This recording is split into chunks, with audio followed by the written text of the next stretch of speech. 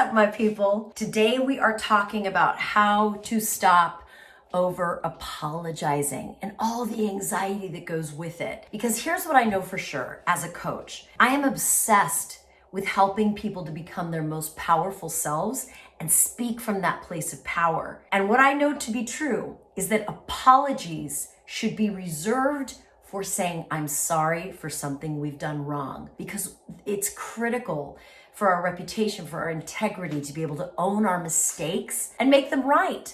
So the apology, the I'm sorry, has a really beautiful, vital role to play in our communication toolkit. But I'll tell you what it is not supposed to be is a catch-all phrase for interrupting, reclaiming your time, showing up a few minutes late. All these things, when we over-apologize chronically, we totally diffuse our power. And that's what we're talking about today. So while you're here, just like and subscribe and drop me a comment. I swear to God, I live for them. Okay, let's dive in.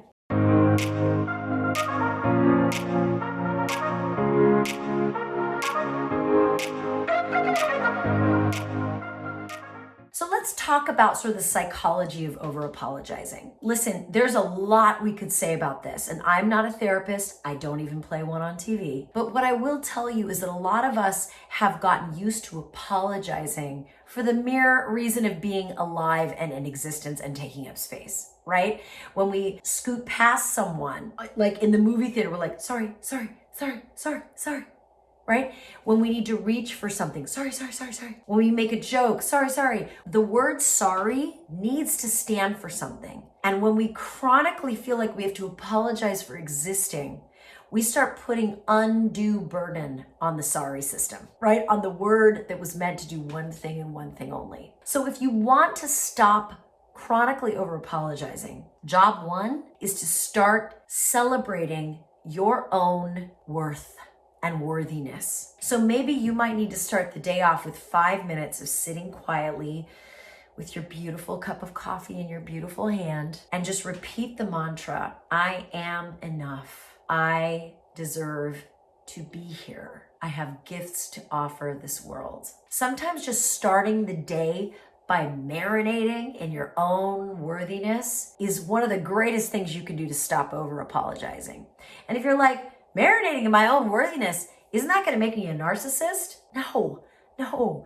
Feeling like you're enough means you feel equal to the world, not above or less than. So marinating in your own worthiness is knowing that you are enough, and so is everybody else. And when you know you're enough, and you feel that sort of queenly vibe or that kingly vibe, that's when you are grounded in your own enoughness. And it's when you can access better communication strategies. Because it's very hard to communicate well, to communicate with gravitas and presence, if deep down you feel less than. And most of us feel less than deep down. So it takes training, daily training, whether that's a 5-minute mantra session or writing in your journal and celebrating all that you are that is good. Do something, because at the core of this practice is getting in reps on your worthiness. So that's job one. Job two, though, is to start noticing, right? Start noticing. In fact, tie a rubber band around your wrist. And every time you say, I'm sorry, just give it a little snap. Not like a hard one that gives you owies, but just like a little. What that does is it creates consciousness around something that was previously unconscious and habitual. Do it every time. Don't even change what you say. Keep saying I'm sorry if that's what you want. But start to get conscious of how often you say it, okay? Once you've gotten consciousness around it and you're ready to actually start using scripts, I want you to practice with these, right? So in my case, before I got the right systems in place in my business to be able to generate proposals for speaking engagements and workshops and things like that, I was always behind on sending out new business proposals. I just couldn't keep up with the demand, which is a beautiful problem to have. I am not at all am I complaining. I'm just saying I sucked at getting proposals out on time. And whenever I would send them, the first thing I would do in an email is say, I'm sorry this is getting to you so late. And then I would have to erase it and replace it with the following phrase.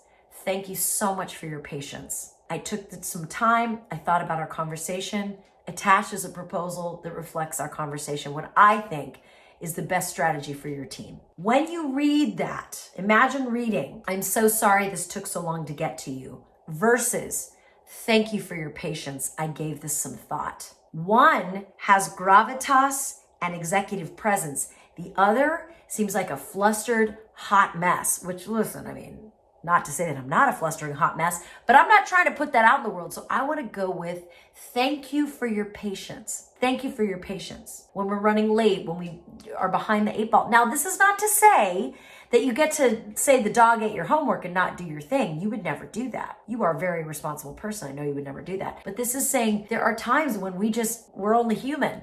Right? Now, if someone needed that thing from you and you failed to deliver it on the date that they asked for, that is an opportunity to actually apologize. "Please forgive me for not getting this to you yesterday. Here it is," right? Ask for forgiveness, do the right thing, but do not conflate over apologizing with a real apology. A real apology is when trust has been ruptured, you agree to do something and you didn't. That's a good thing.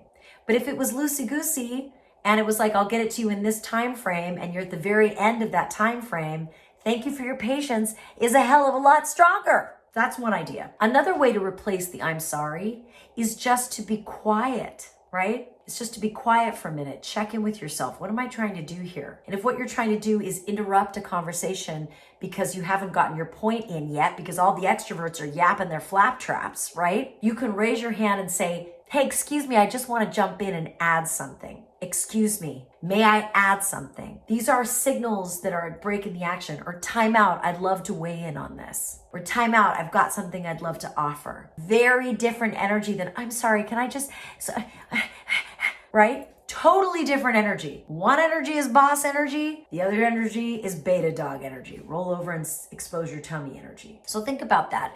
When you're over apologizing for interrupting, just get a better script. "Excuse me, I'd love to weigh in on this. I have a thought on this." And you don't have to be a jerk about it. "Excuse me." Just be, "Excuse me, I have a thought on this. I'd love to jump in." Just notice your language. Notice your language. And another, like if I'm reaching across someone to grab something, I don't have to reach across them. I can say, "Would you please pass me the," or "Pardon my reach," right? Separate sorry in your mind so that it is kept isolated in the instances that truly deserve the sorry, which is the apologizing instances. What you will find as you do this work is that the way you feel about yourself is influenced as much by how you speak to the world as how the world speaks to you. Now, let me repeat that. The way you feel about yourself has as much to do with how you communicate out to the world as it does to how the world treats you. Let me explain. When we are constantly apologizing, we're signaling to our subconscious that we are unworthy, that we are less than. And when our subconscious hears that enough times, it starts to believe it. Conversely, when we are standing in the world, communicating from a place of strength and power, our subconscious mind listens to that too and says, "Oh, we must be pretty good. We must be pretty decent. If she's showing up and talking like that, we must be onto something here." That's the energy I always want you to be communicating from that place of fundamental enoughness, not superiority, not inferiority, but communicating from a place of fundamental equality. That's where the power is. That's where the power is. So what I want you to do this week, my people, I want you to practice absolutely bathing in your own worthiness, ruminating in your own gloriousness, marinating in your goodness. I want you to start noticing when and how you over apologize. If there's a way you can parse out the proper opportunities for apology and the non-proper opportunities for apology. And lastly, I want you to work on your scripts. What are you going to use to replace your "I'm sorries"? When you notice where you're using it, come up with an alternate script. "Thank you for your patience." "Pardon me, I have something I'd like to add." Using silence, white space to come back to center. These are all going to be transformative for how you communicate out in the world. Because as your coach, that's the only thing I care about, is helping you shine. So have fun out there this week and shine on. We need your light.